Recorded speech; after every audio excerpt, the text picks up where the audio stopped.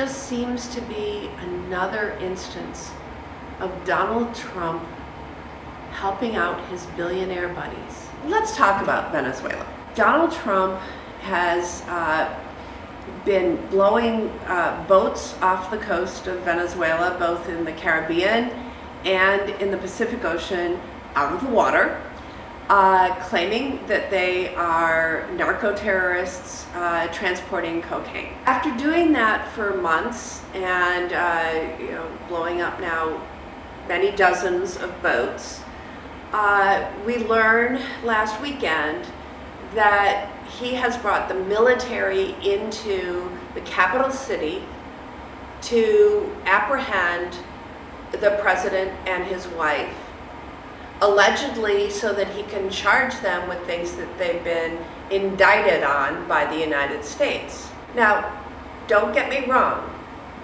Nicolas Maduro is a brutal dictator, and he has been involved in drug trafficking in his country. But the manner in which this has been approached should concern every American. When reporters ask Trump, well, what are your plans and what's next? It's clearly far beyond the apprehension of President Maduro and his wife to charge them with what they've been indicted on. He's talking about controlling their oil. He's talking about bringing big oil from the U.S. back into Venezuela. When asked about whether we will need troops on the ground to protect those oil industry officials, he said, I'm not ruling it out. When asked will there need to be more military strikes there, I'm not ruling it out. Who's in charge? Well, he said Hegseth and Rubio, and then he said, well, maybe the vice president on an interim basis, so long as she does what we want. It's so clear that the president has said the quiet part out loud. We're going to have presence in Venezuela as it pertains to oil to get the oil flowing the way it should be. We're going to be taking out a tremendous amount of wealth out of the ground. This was about oil. Again, Maduro is a brutal dictator. I'm very clear-eyed on that.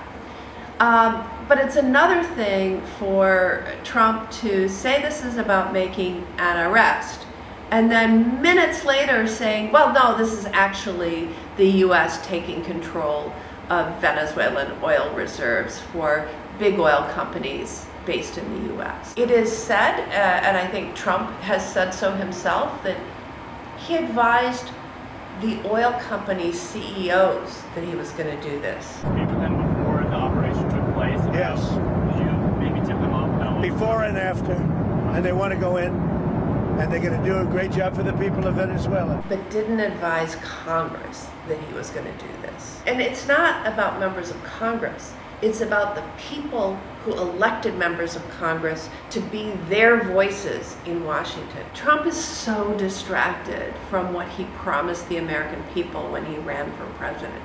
He said, When I win, I will immediately bring prices down starting on day one. and we have watched him take step after step after step that increase costs.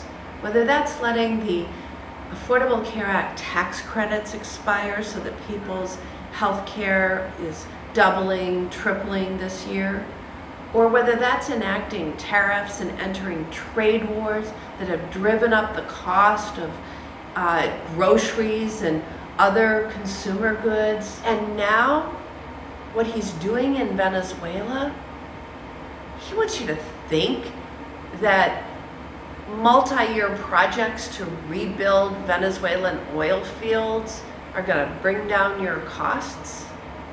That's not what's going to happen. This just seems to be another instance of Donald Trump helping out his billionaire buddies, now using the U.S. military, putting our sons and daughters in harm's way, spending your tax dollars. I do not support putting the lives of Wisconsinites who have stood up and donned the uniform of this country in harm's way, on the line, so that Donald Trump can make his oil billionaire friends richer. Instead of prioritizing making his billionaire friends richer, Donald Trump needs to focus on bringing down your costs.